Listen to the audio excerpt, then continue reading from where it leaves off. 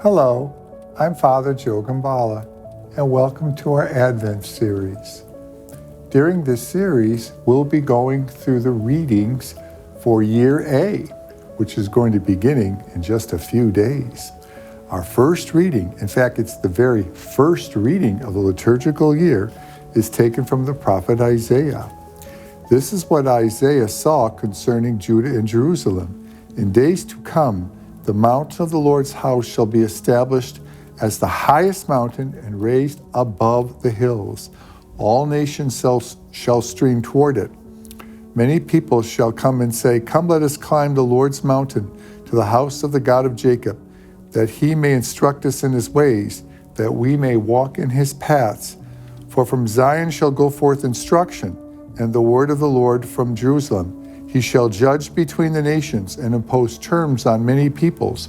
They shall beat their swords into plowshares and their spears into pruning hooks. One nation shall not raise sword against another, nor shall they train for war again. O house of Jacob, come, let us walk in the light of the Lord. They shall beat their swords into plowshares and their spears into pruning hooks." That is an interesting phrase, simply because when we think about plows, we probably could Google plows in some Iowa farm or somewhere, and they're big, giant, curved pieces of metal.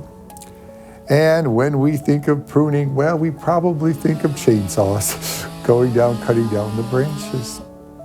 But in the time of Isaiah, plows were very, very different. The plows in the time of Isaiah were called stick plows. The curvature of a plow that we know had not been invented yet. What it was a sharp stick, hopefully with a metal tip at the bottom. Then the bottom part of the tick was attached to an animal that would pull from the bottom, and on the top, the person doing the plowing would be pushing down. So you'd be pushing down as the stick's going forward, basically making a long row. See, they didn't turn over the ground like we do today when they plowed. That's what they would call tilling the soil. And if you think about a sword as being a long, narrow, sharp object with metal, it could indeed be turned upside down and placed down into the ground and then pulled forward. The imagery that Isaiah is giving us is this. The sword represents, of course, violence and personal power, kingly power, or power that's used to dominate and control others. Whereas the image of the plow is the image of food and feeding and family and, helping people survive and to live and to grow. To turn a sword into a plow means to turn the sword upside down, not hold it up and point it at someone, but turn it down toward the ground and use it to till.